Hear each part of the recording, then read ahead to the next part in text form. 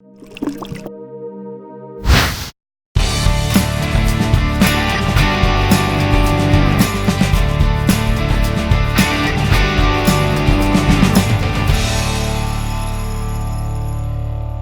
everyone, and welcome to A Little Bit of Sunshine. I'm Mackenzie, and I am pumped to be here chatting with you today about some individuals who brightened someone else's day when they went out of their way to lend a helping hand.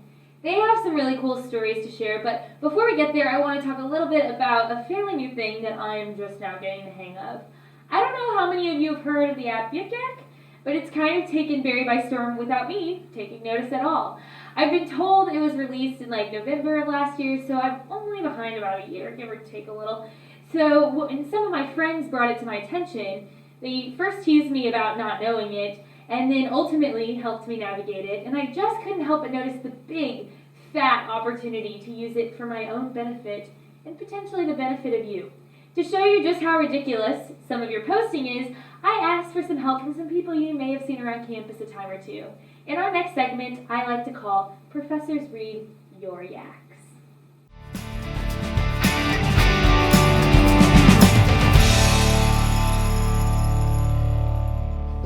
Hello, my name's Alex Middleton. I'm the Interactive and Social Media Specialist here at Berry College in the Office of E-Communications. And here are some yik yaks from all of you Berry students. I'm spooning my boyfriend. Very good. I'm spooning my boyfriend out of a container. He's ice cream. Wow. Dr. Kurt Hersey, Assistant Professor of Communication. My goal before I leave is to domesticate a deer and have it follow me around like a Pikachu. Didn't have to wear a bra all week. I love fall, love college, love being a guy. My name is Methuselah Carver, and I am in the psychology department. Well, if you failed a test today, just remember that someone at your high school is trying to become a rapper. Scary Barry. They lead you into the woods, and at the end, they reveal your GPA. My name's Julia Barnes, and I'm Assistant Professor of Spanish. My dance style ranges from white dad at barbecue to stripper whose rent is due tomorrow. So glad I don't have a thigh gap. Almost dropped my phone in the toilet, but thunder and lightning saved the day. Hi, my name is Laura Elmer, and I run the Life Ready program and the Whitehead Scholars program. 90% of my socks are single, and I don't hear them complaining about it. Liquor before beer, you're in the clear. Toothpaste before orange juice, you're dead. I'm Kirsten Taylor, and I'm a professor in the Department of Government and International Studies. When you get the same letter on a multiple choice test more than 3 times in a row, you begin to question your very existence. Nothing says, I respect you, quite like a 2 a.m. hey, what's up text. Dr. Susan Conradson, Associate Professor of Psychology and Director of the Women and Gender Studies program. I come to the library to find cute guys. Huge turn on. When people smell good and are hot, sometimes spicy, wrapped in tinfoil, are actually burritos.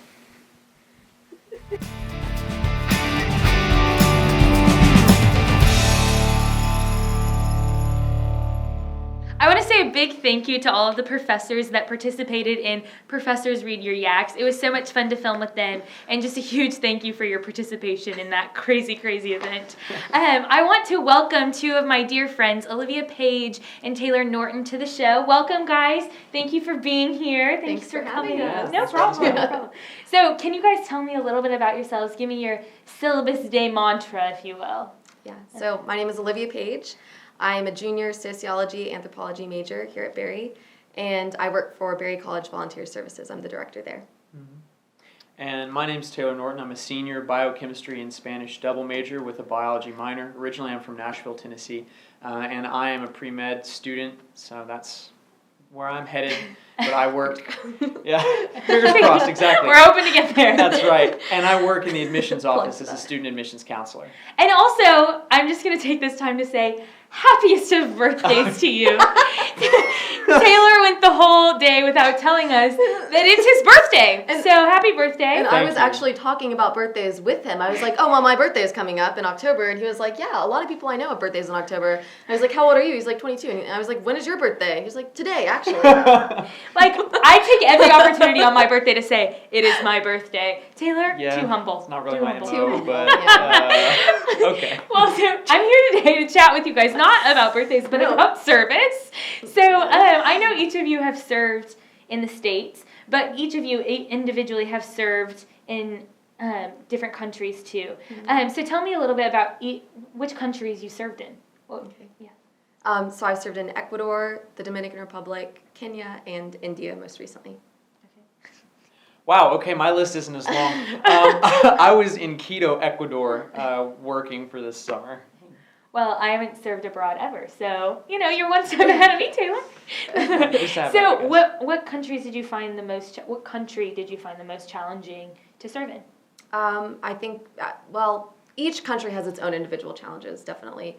But India certainly had challenges of just being so different from what I was used to, where I had been before. And one thing that really helped me get through that was I had great friends while I was there. I really had awesome people to guide me through that. So that was a big help. Yeah. What was so challenging about being in India? Just the difference of the cultures? Yeah. Just how it's so wildly different. I mean, it's very, very chaotic. Different cultural norms. The language barrier was also something that was difficult at times. Yeah. What was difficult about Ecuador? Yeah, so what I was most nervous about was the language barrier. Even though I do speak Spanish, and I did before I went there, it didn't end up being as bad as I thought it was going to be, but at the same time, there's different vocabulary and phrases that differ from country to country. Although they do speak primarily Spanish there, Quechua, which is an indigenous language, is also still spoken in a lot of places. We, in fact, had some patients that only spoke Quechua and not Spanish.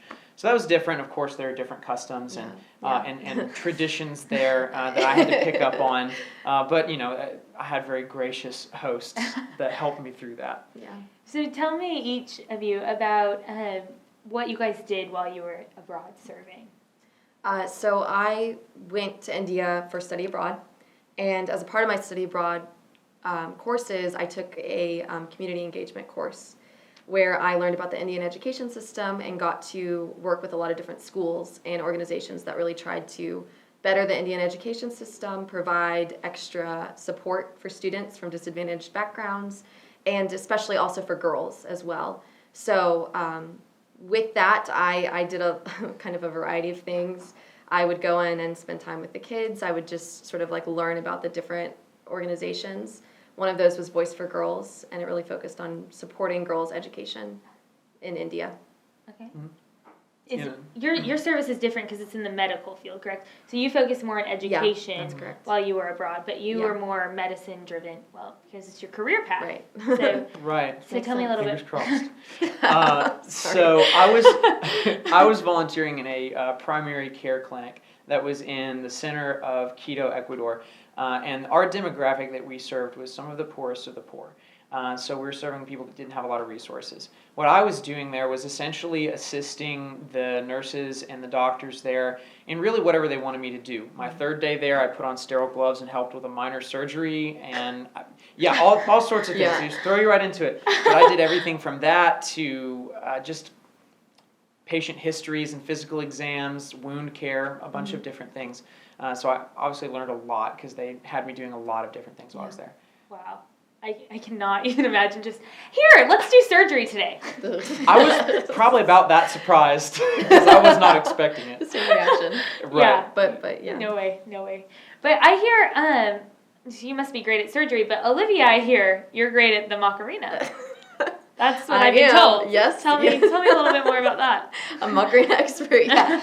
So one of the How things. does one become an Macarena expert? Well, Not much about to skill, find just out. sort of, Well, while I was there, I worked at one school that was within walking distance of my hostel on campus, actually. And the organization Akshara HCU, it's a group of students from my university in India, and they were really committed to this one school that was right outside their university gates, and they were committed to bettering the education of those children there. So it's a pretty disadvantaged area, and I was really fortunate in that they let me come and help them and volunteer with them. And so the first day that I went there, it's just this, this crazy, like so many students, very overwhelming. Of course, they're all wanting to, I look completely different. So they're all coming up to me and, talking to me and, Did you have things the like same experience, like people are really drawn to you because you look so different? Yeah, actually, yes. That's so strange. Kids That happened especially. quite a lot. Yeah, kids especially. And so, and the very adorable, very cute kids. And the leader of the volunteers just turns to me and she's like, okay, today we're prepping for this, this big end of the year show that the kids are going to do. And she was like, and there are about 30 kids who don't have anything to do in the show, and they really want to do something. So could you lead them and do a performance for them? Just right now. Yeah. And so sort of what Taylor was talking about, getting thrown into surgery, you just sort of like when you're serving anywhere, but especially in an international context, you usually just have to learn to just say yes to anything and just be like very go with the flow. And so I was like, yes, I'll do it. Yeah. So then I found myself on the balcony of the school with like 30 kids. Just on the balcony, just looking down. Yeah. So 30 kids, very cramped in the balcony, and they're all just like looking at me and like expecting me to come up with this performance that they're going to do. And I have no idea. I don't speak their language. All the kids actually spoke Telugu, which is the language of that region, the mother tongue there.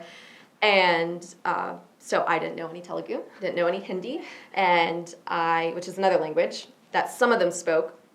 And so I'm just standing there, and I'm like, they wanted me to come up with a dance. That's what they had told me, like, oh, like dance. And I guess they thought I was like very good at dancing, but I'm really not. Anyone who knows me here knows I'm not good at dancing. I do know that about you. Yeah, unfortunately. I wish I was a dancer. Unfortunately, I know. But I'm not. About your dancing skills, Olivia. Ouch.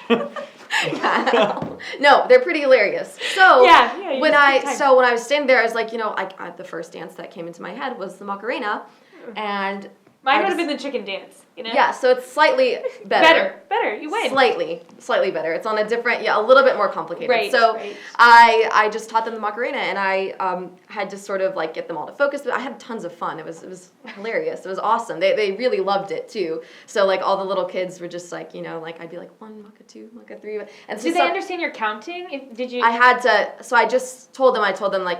1, 2, 3, 4, and they would repeat after me. It was very basic, and then we put it to music. That was a whole other thing. I had to figure that out, and so I actually went up on stage and performed it with them on the actual day, so that they would look at me, which was hilarious. Yeah, it was really fun.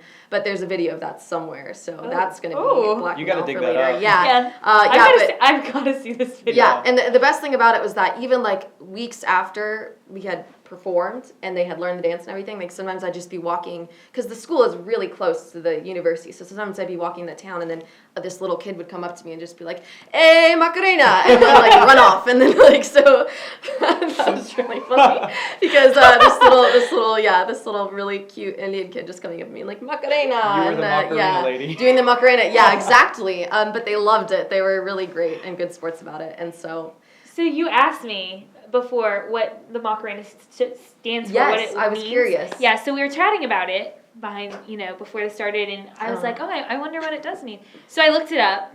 Unfortunately, it's not as great as I thought. It's just a name.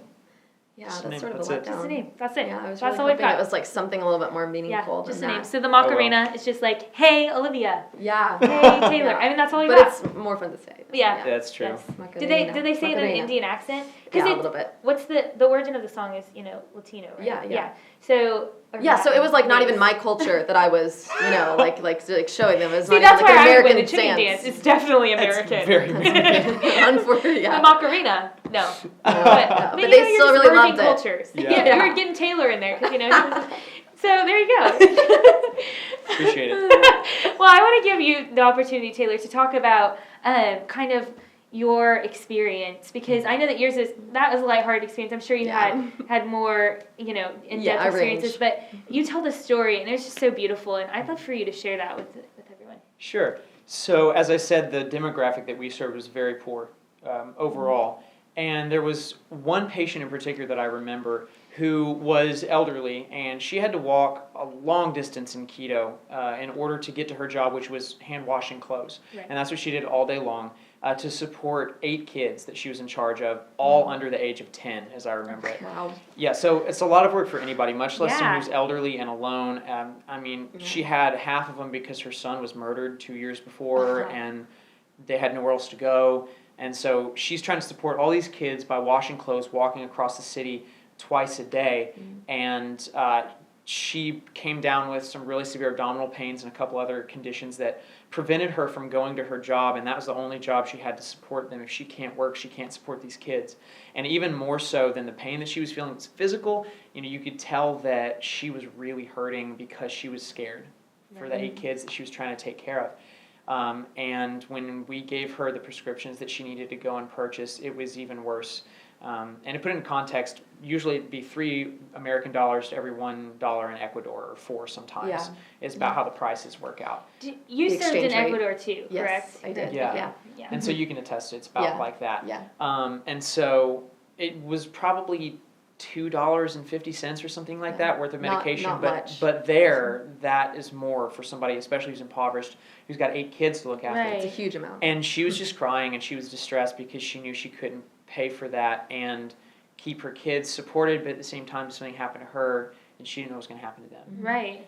And so instead of her walking out without buying the medication, which happens a lot, we all chipped in to make sure that she could buy her medication and support those kids. And the phrase that they use in Ecuador that I really loved was Dios le pague, which means literally translated, God pay you. And it's a very formal way of saying thank you. And she said that to everybody there, and it was a great moment because that really, I think, is the spirit of medicine, is seeing a need that you are in the right place to fill and stepping in to fill it. And I wish that there were more instances when I could do that, especially here in the United States, because that same lack of access to care absolutely exists here. Right. But it was beautiful to see all of those professionals doing what comes natural to them, because I guarantee you if the same thing had happened the next day, they all would have given them money as well in order to help them keep going. So it was a wonderful experience for me to take with me as I continue in this career path, because I can always look back on that and remember why I'm doing what I'm doing. Yeah. Wow. So what would you guys say are the greatest lessons you've learned through international service? I think a lot of lessons. I think one of the main ones is that you need to go with the mindset that you are going to learn. Some people get very caught up in the idea that they're going to serve, and so then that sort of blocks them from a lot of the learning and that could happen. Absolutely. And so I think that's very important. Another thing is that service of any type is hard. Sometimes you don't feel like you're making an impact, and I think what's really important to remember is that just you being there is sort of an impact. Like you have to focus on the not on a huge scale. It's not how many kids did I tutor today? How many patients did I serve today? It's that's not. It's not about the numbers. It's not about that. It's about the individual sort of connections with people. I think that's just so key to remember. Absolutely.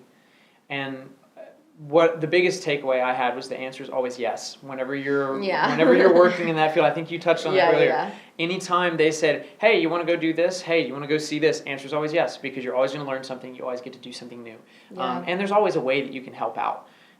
So that was one of the biggest things that I learned there. And another big one was do your homework. Know about the culture you're going into, that's so important. know some of the things you're going to be dealing with, so that you don't do something embarrassing or insensitive. Right. Wait, did you guys have embarrassing moments? I mean, I being think there was There an were probably embarrassing one or moment two, for yeah. me. There were probably one or two, yeah. Well, I won't get into those because I'm sure that they could just get highly embarrassing. Yeah.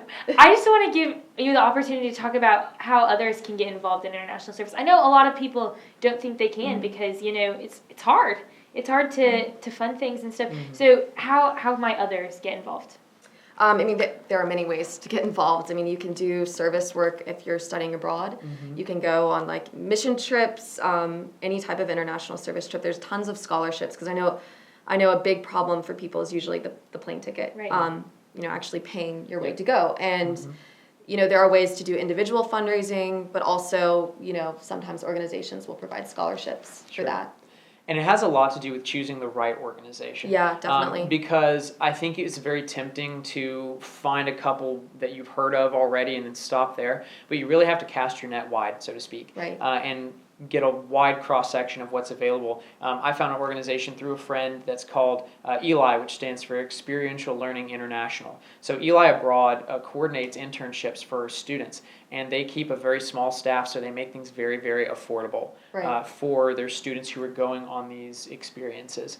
So there's always things that you can do there in order to make that a reality. Right. Yeah, and I went with American Institute for Foreign Study, and they were really great in making service a part of what they offered for their programs. So, you can pick and choose programs that allow you to serve while you're studying abroad. You guys have just named a couple organizations. How might people get involved with those specific organizations? At Barry, there's the international programs. They'll help you set you up with any type of service opportunity abroad that you might be wanting, to do.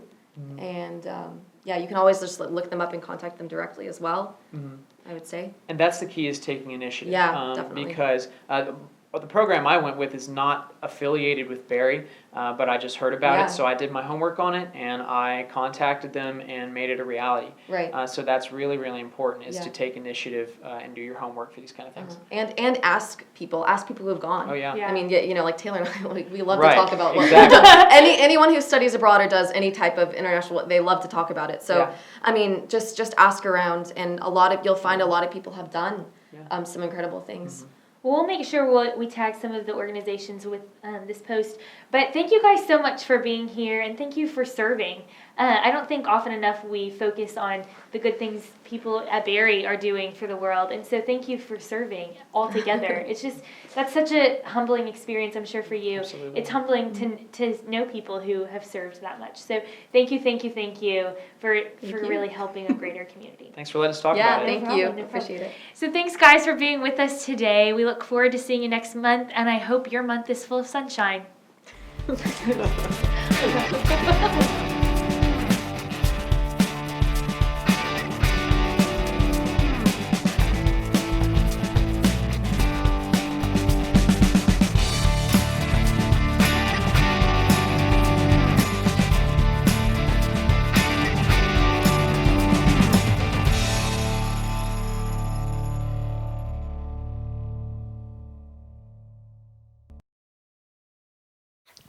Three, two. Dead cats. 3, 2, 1.